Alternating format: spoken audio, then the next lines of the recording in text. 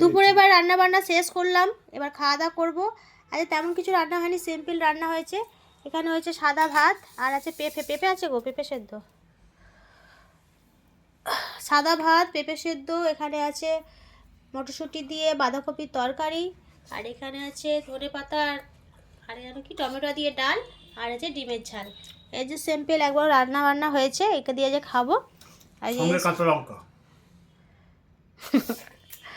আর school থেকে এই ফিরলো বাড়ি, একটাই ছুটি হয়, 2টো মতো বেজে গেছে, এবার খেতে দেবো। দাও না ওকে, দাও না, ডাল দাও না ওকে।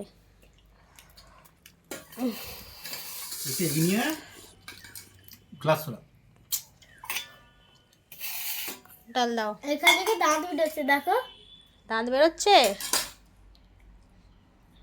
তোর দাঁত সারা জীবন ধরে বেরোবে। কিভাবে করেছি জানো? কিভাবে? কালকে ছিল তো, কালকে দাঁতে একটু চিড়ে দিয়েছি। কি দিয়ে ছিঁড়েছিস? ওরকম করবি না, ওর দাঁত এমনি এমনি বেরিয়ে যাবে। না, বেরোতে পারবে না তো, আটকে রয়ে আছে তো। কেউ আটকায় না, ও ঠিক বেরিয়ে যাবে। ও বাবা, এর ভেতর পেঁপেটা বের করে দাও তো, মনে নেই। এই পেঁপেটা সুন্দর খেতে। রিককে দিয়ে একটু মিষ্টি তো। নুন মাখিয়ে দিই রিককে। এনে খা তুই এটা, আমি একটু খাই। পেঁপে সেদ্ধ খাওয়া ভালো, লিভার পরিষ্কার হয়, বিশেষ করে তোমার।